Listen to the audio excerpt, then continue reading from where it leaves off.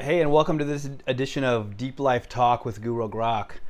We're always here to edify you, to seek edification for ourselves, to seek to share life with you.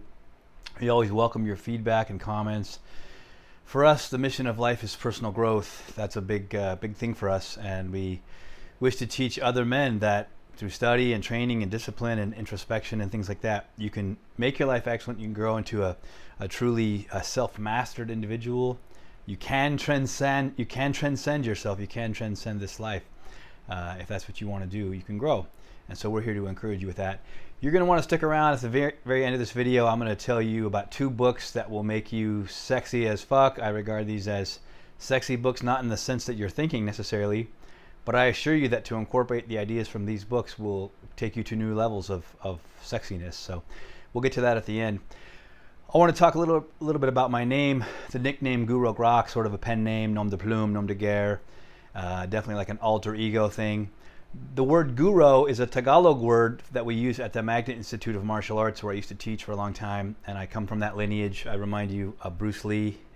You know the name Bruce Lee, I'm sure. Awesome martial artist, movie martial artist as well, who his best student in my mind was Daniel Inosanto, who just took martial arts to past the moon to the edges of the universe. There, what he did. Daniel Inosanto had one of his best students, Casimir Magda, who's my instructor. And Sifu Cas Magda has honored me with these words, kind of blowing me away when he called me his most talented student that he ever had. This was several years ago. But I was very much honored by that. And I was a diligent student, that's the key. But that Tagalog term guro just means teacher. It's the same root like guru, right? People seeking their guru, their master or whatever, to someone to follow.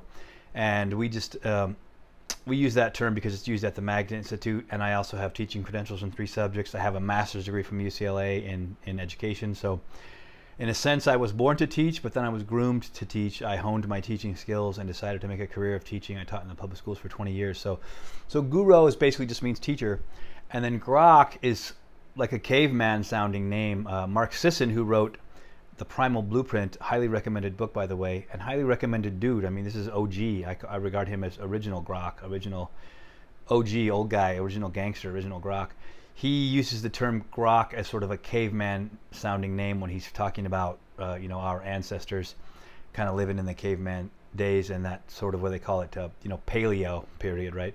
So he chooses the word Grok, but ironically, it has a meaning of its own, separate from that.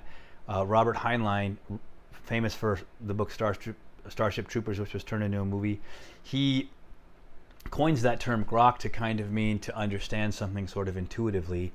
And that's definitely that's something that I've incorporated into my own life and character, is just a sense of really seeking to understand so that I get it a lot of times in life.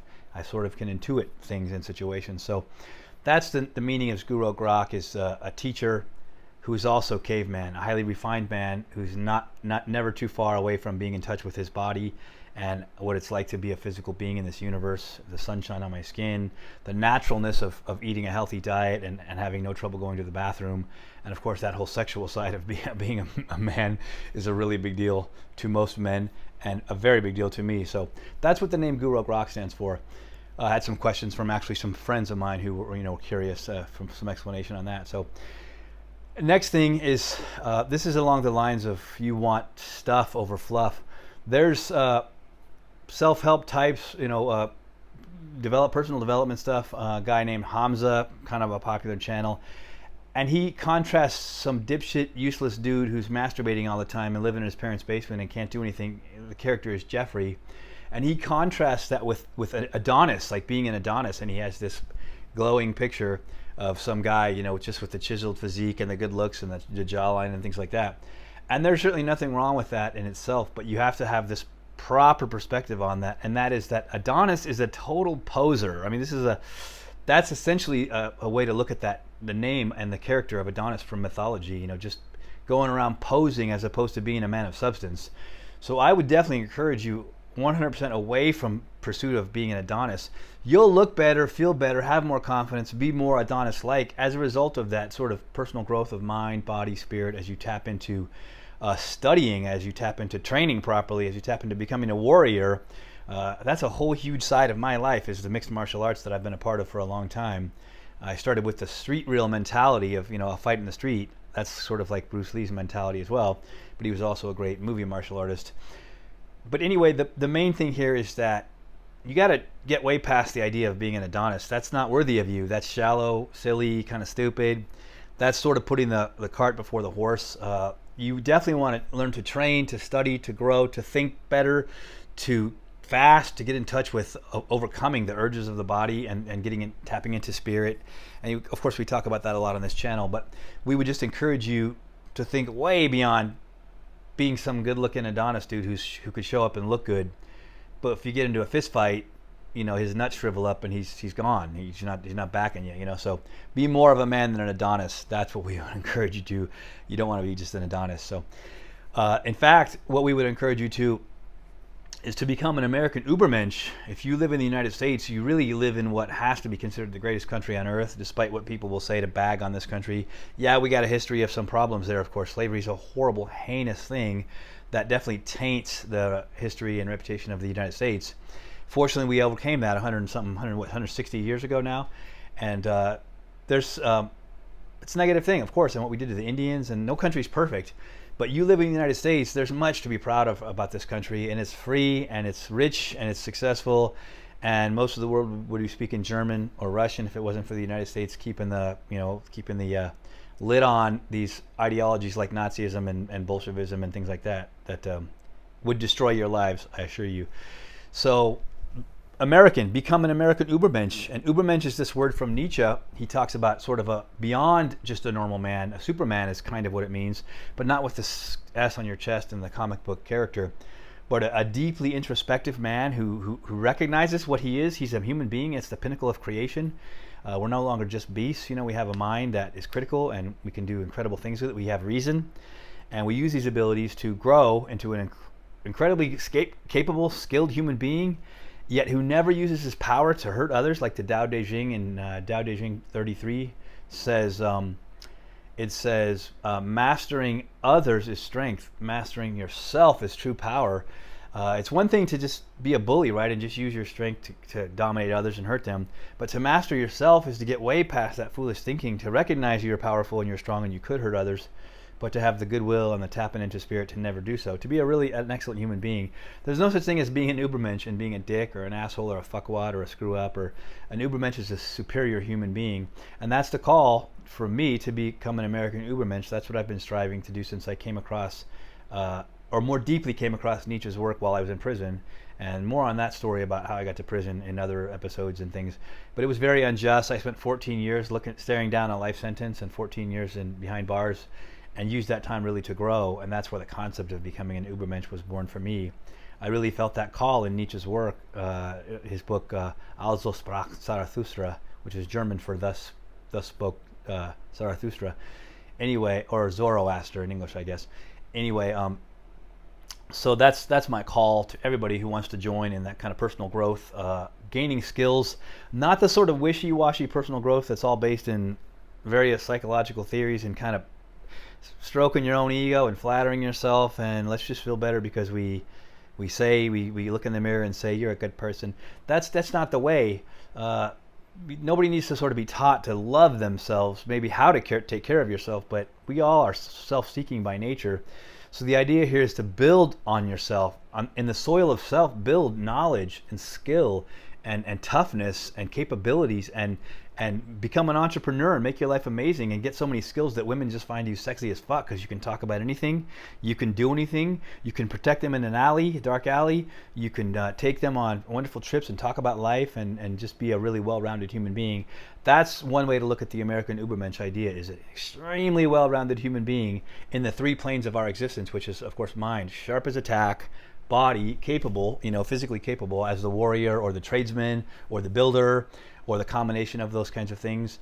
And then spirit, of course. We're spiritual beings, and there's a big movement in the West now. The East's coming with thinking about that, and it's a great opportunity for you to tap into thinking from around the world, really, your Western thought and Western Civ, and then the East having come in a lot. There's much to be gained there, Taoism and Zen and Buddhism and different things where you can, Hinduism, others of these mainstream things where you're going to find lots of good thinking, and there's lots of that. So we definitely encourage you to use your American opportunity, this gigantic country with people welcome from all over the world, to Absorb What Is Useful, as Daniel Inosanto, he wrote a book. I think that's the title of the book, Absorb What Is Useful, in the context of martial arts.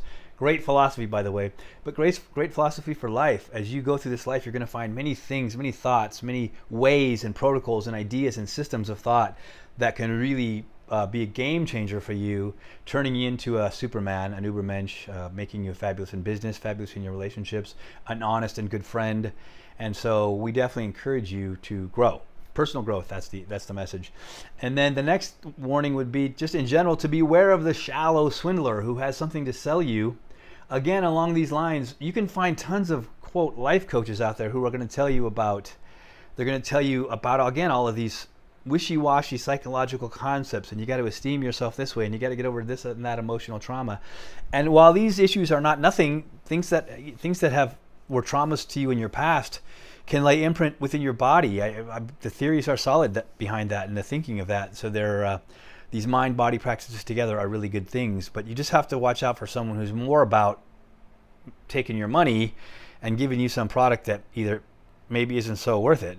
Instead, focus on your own personal development and get out there, study, train, take up mixed martial arts, take up a resistance training program, get into a sport that you want to excel at. The sports were originally designed, of course, to train warriors, and so that's certainly on the way to becoming a more functional human being physically. So, but just watch out for, I'm not even thinking of anything specific right now, but just as I've come across various life coaching programs, and it's expensive stuff, and then it's like so much just focused on things that stronger men get past, not because they're so tough and a man should never get mental health support and things like that, but just because that's not the goal of life. Your goal of your life should be to live a really full, excellent life and find strength, health, mental health, find security, find confidence, find the way to esteem yourself properly as an excellent man through personal growth. That's the message. As you grow personally, you grow past the small things, you grow past the medium things, you'll even grow past some of the big traumas and hardships from your past life. Maybe you had abuse in your life as a kid, emotional abuse, physical abuse, sexual abuse.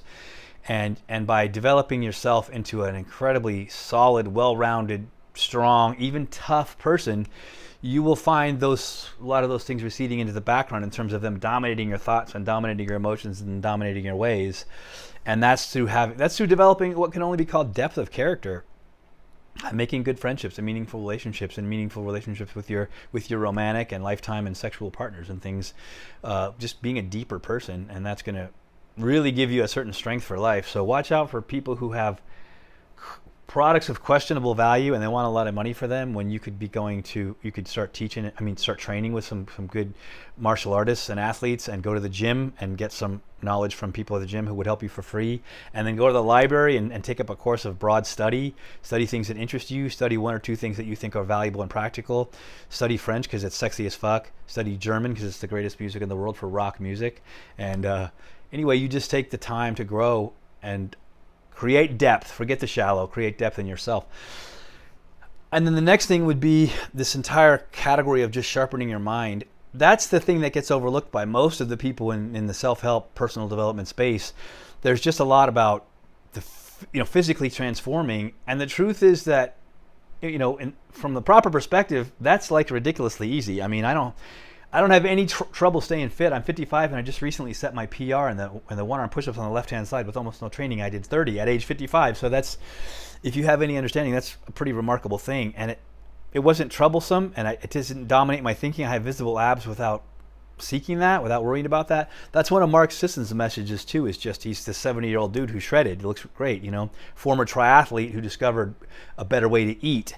And that's the main driver of that. His keto, his paleo food, his paleo brands are all about keeping the carbs reasonably low and eating whole foods and staying away from definitely junk carbs. Good solid message there. So you want to sharpen your mind, because even a guy like Mark Sisson, it's sort of like, so what? I mean, you become this physical specimen, and I'm like, and? Yeah, how many languages can you read and write or speak? Tell me about your travels. Tell me about your journaling experience. Tell me what else you can do. Tell me about your academic side. Let me see your IQ stuff. Are you pretty sharp or not? Can you outthink other men or not really? I don't want to come off as boasting. These are just factual things in my life that show that I've taken being sharp of mind very seriously. In 2000, my friend, I just told the story last night to a very dear friend of mine, a good friend of mine, Celia, talked me into testing at Burbank Police Department. They had wanted her to be a cop really bad, the department she was teaching in the district there. They wanted her to become a cop because she just had the perfect personality for it, really smart, real good communication skills, just a great gal, real good friend of mine, good friend of my whole family's actually. And she talks me into, she says, come on, Matt, let's go test for the Burbank Police Department. So I go over there, I see my cousin, whom I hadn't seen for a while, in line as well. That was kind of a fun thing to catch up with my favorite cousin in the world. But we go through the testing that day, very, very rigorous written test. And after the written test, like a week later, they had the oral interview kind of a thing, and then they had the physical test, physical agility kind of a test, So the funny thing is that my friend Celia talked me into taking this test with her, and they clearly wanted her to become a cop. They gave the kind of really strong invitation from the department, come and try out, we want you to be a cop. So after the chips were down and all the test scores, I was ranked number 1 out of hundreds and hundreds of applicants, and Celia, my good friend, was ranked number 2. So I think there's probably some humor in that she's like, why the hell did I invite Matt? She always looked up to me, knew I was a scholar and warrior and athlete and things, But I came out as number 1, and that was mostly through sharpening my mind and being the kind of person who likes to outthink people, outthink tests, outthink teachers. And that was how I scored so high. I remember the background officer, I think his last name Turner, Frank Turner, Fred Turner. He said, hey, Armendariz, we give a really hard test and we don't see scores like yours, how high this was. And I just kind of shrugged and I was like, well, I like tests, And he found that funny. He laughed. But that's the message there of just getting as sharp as you can mentally. And it's free. I mean, you got the internet to learn basically whatever you want. You got libraries with stacks of books that are free. And the amount of knowledge contained therein is just breathtaking. So if you want to become an academic and a scholar to balance out the warrior side of you, I call my own self, warrior poet, a man who can speak and write and read and is sharp on the poet side of things. I'm ready to write a cute girl a poem. I'm ready to write a treatise about something I know well. But definitely I'm not someone to be fucked with on the physical side. Very capable, been in the mixed martial arts side of things for a very long time. So balance yourself through making sure you're just not becoming a lunk who can lift, good, you get your deadlift up to 450, but how many books you read in the last year, So be balanced there and sharpen that mind of yours. And then of course, along with that is definitely get strong. But when I say get strong, I don't just mean just lifting weights. We're talking about the overall constitution of a man that's strong enough to have somebody disrespect them, and you don't respond with an automatic he gets bitch slapped or he gets hit or you're ready to freaking choke him out or tap him out or knock him out. The kind of strength of spirit and mind that just doesn't react automatically. I think it's Proverbs 16:32 that says, he who is slow to wrath is better than the mighty, and he who controls his temper or rules his spirit than he who takes a city. That's the idea of that kind of strength, that you rule over those urges when you get angry about something or you get afraid of something for a moment or something comes into your spirit and you dominate over that. So we're talking about strong like that without leaving out getting physically strong. A resistance training program and some kind of a martial arts program will make a man out of many men on that side of life. Many a young man has become warrior and strong man and diplomat and poet starting with just a good martial arts program, like how the Spartans would be raising their boys from age like 5 and 6. They'd be going to an academy to start training, growing, studying, learning, interacting with their fellow Spartan kids and becoming a warrior society, a warrior class within that society to protect their city-state. And of course, classically, famously, and Hollywoodized, of course, into that movie 300, right? But that mentality there of getting strong, becoming a really strong man, conveyed well in that movie, is a real thing. We encourage you to get as strong as you can, right? The man should be strong. An American man these days, because of the culture, the politics, the situation, is not being required to be as strong as he has in the past. So you got to decide to take that up yourself, and that's what we encourage you in. Just grow. Get some muscles on your frame. You'll have dense bones and dense boners, which is a key thing there, right? We are sexual beings. So get as strong as you can, and there'll be lots more on that at this channel, of course, but we just encourage you in that. And I just want to briefly tell you the story of a man who wasn't strong. It's a famous story. There's a guy named Nabal. This is actually from the Bible. It's a lot of Old Testament history there.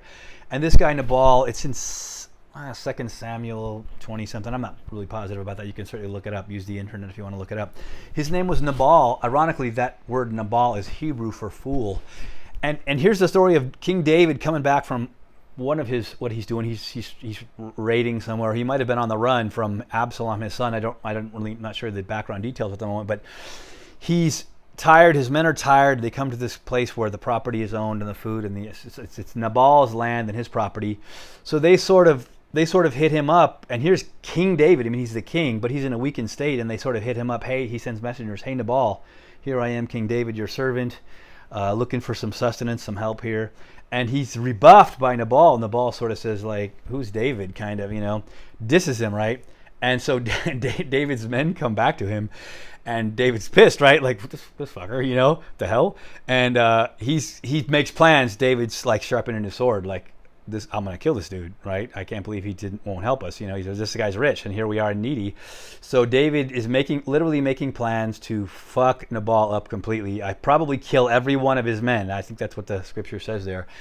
And so word gets through one of Nabal's servants. Word gets to Nabal's beautiful, wise wife. She's called a woman of understanding and great beauty, and her name is Abigail. And so word gets to his wife that that David, the next day or maybe later that same day, they're coming. They're going to come slaughter the people here. So she takes action of her own in wisdom to go and try to appease David. She bakes some stuff that takes food, to try to appease him. Comes humbly, right? She comes humbly before David, kind of trying to appeal on behalf of her dipshit husband, right?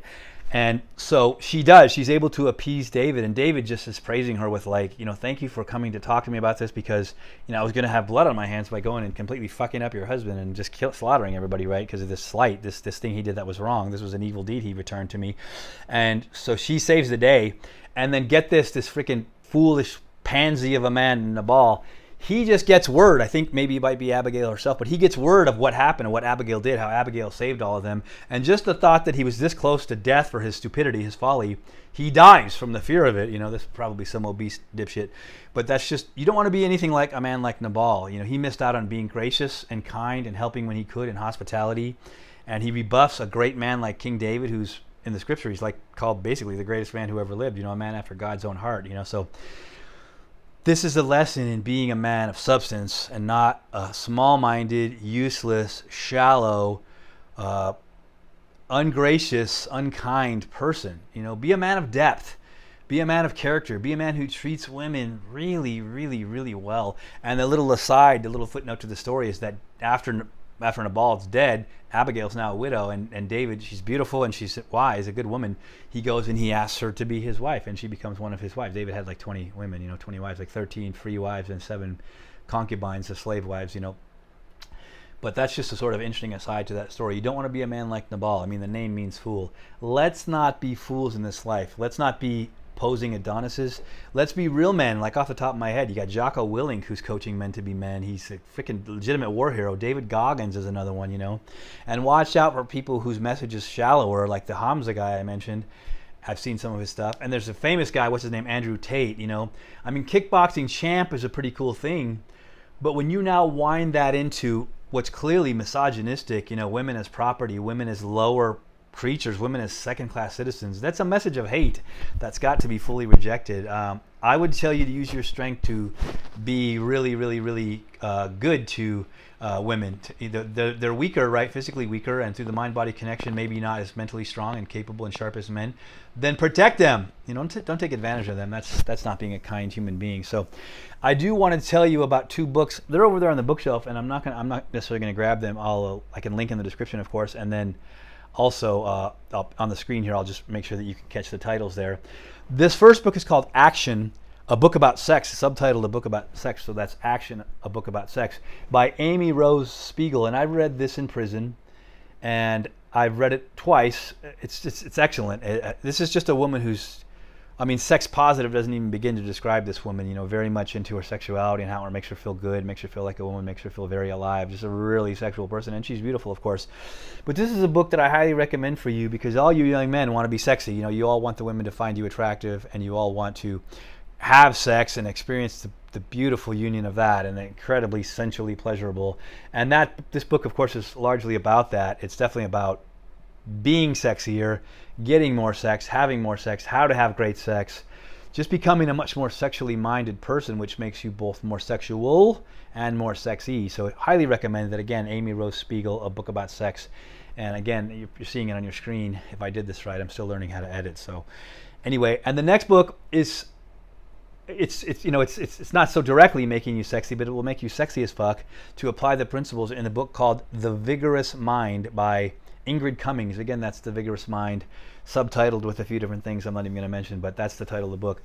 Mind-blowing book. Read it 3 times. Tons of notes from that book. The kind of thing that will so completely open your eyes to the wealth that will come your way by being broadly minded, by being a broad-minded person that seeks knowledge wherever it may be found, by seeking to be a modern-day Renaissance man. And the opportunity to be a Renaissance man today is just huge. I mean, you could... I have such a broad range of things I can do now because of the power of the internet, libraries, schools available for whatever. I took up mixed martial arts a long time ago, and that's certainly a huge part of who I am. But then from there, I branched out to where I now study guitar and harmonica. I mean, I'm middlingly skilled. I'm not intermediate is probably even a stretch, but I enjoy the sounds that I can bring out from my guitar and my harmonica. Ironically, I took up harmonica because I thought it would make me good at eating pussy. So there's that too. And the same thing with playing guitar, that I wanted the skilled fingers for pleasuring a female. And so that's just a silly kind of an irony there. But the point is, in branching out and broadening my horizons, I've found that women just find that as attractive as fuck, that you just can do so many things. I make little origami. I make, my chess game doesn't suck anymore. I can do portraiture a little bit. I've studied that. And these things are just worth doing to become a modern day, well, we're back to that American Ubermensch, a modern day Renaissance man. Warrior poet is the phrase I like to use. Some of my pen pals used to call me that. I have beautiful women pen pals from all over the world that wrote to me while I was in prison and really met some remarkable people. And like 6 of them legitimately were like freaking nuts about me. If you read the letters, you'd be like, Matt, don't be a fucking idiot. These chicks are in love with you, And that's not because I'm some super good looking dude or like it's the well-roundedness. It's the idea of engaging with people on lots of different things that make them think, that make them feel alive, that make them, in the case of these women, make them feel alive in their pussies. That was a very big thing there. And so I would just encourage you to broaden yourself, to deepen yourself at the same time. Remember that we reject that old adage of, how does it go? That guy, he's a jack of all trades, but he's a master of none. There's nothing that he's really, really good at. And we just want to use our reason to sort of distill that down into a motto for life in terms of gaining abilities as a man. And that is to be a jack of many trades, of several trades. Let there be 10 or 20 things that you're pretty darn good at that you could fall back onto for work and things like that. And let there be 2 or 3 that your expertise level is right up there in the top, 5% of people in the world in that field, and you're really good at it.